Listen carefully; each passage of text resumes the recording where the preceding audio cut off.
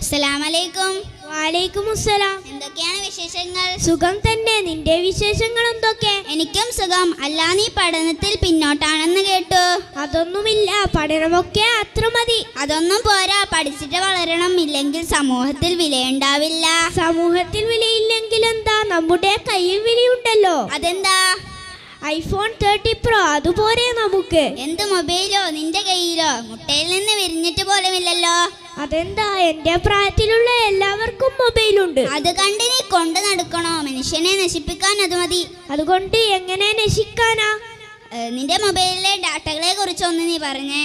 അതിൽ മെസ്സേജ് ഉണ്ട്, മ്യൂസിക് ഉണ്ട്, വീഡിയോ ഫിലിം ഉണ്ട്, അങ്ങനെ പലതും. അങ്ങനെ പലതും എന്നാൽ?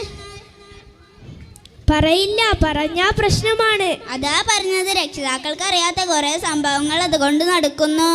അതിന് രക്ഷിതാക്കൾ ഇവിടെ ഇല്ലല്ലോ. ഞാൻ തർക്കിക്കുന്നു.